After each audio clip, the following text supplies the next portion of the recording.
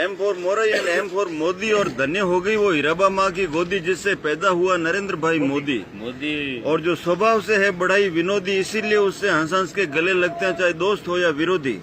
और जो माँ के चरणों से मांगता है सद्बुद्धि और मन की शुद्धि, और 56 इंच जिसके सीने की परिधि, इसीलिए सर्जिकल से पाकिस्तान को बना दिया पिद्दी।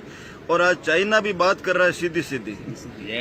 और जो राष्ट्रीय हित में बन जाता है बड़ा ही जिद्दी, और नोटबंदी से काले धन को बनाता है रद्दी, और योग रूपी औषधि से मिटाता है आदि और व्याधि, चाहे दादा हो या दादी, चाहे भैया हो या दीदी, जिसका मिशन है कि पूरा इंडिया रहे हेल्दी और वेल्दी। और हर घर में आवे रिद्धि सिद्धि, नौ निधि, सुख समृद्धि, और व्यापार में होती रहे वृद्धि, और भारत की बढ़ती रहे प्रसिद्धि, और सुहागन के हाथों पर रचती रहे मेहंदी, और अमर रहे माथे की बिंदी। और बड़ी मुश्किल से मिली थी भारत को आजादी, जिसके लिए शहीद हुए थे आजाद, बोस और गांधी।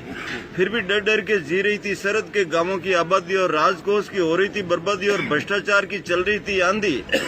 और 14 देश में पनप रही थी गुंडागर्दी, और बड़े बड़े सूदखोर ब्याज वसूलते थे चक्रवर्ती, और बिना डकार लिए हजम कर रहे थे गरीबों के सोना और चांदी।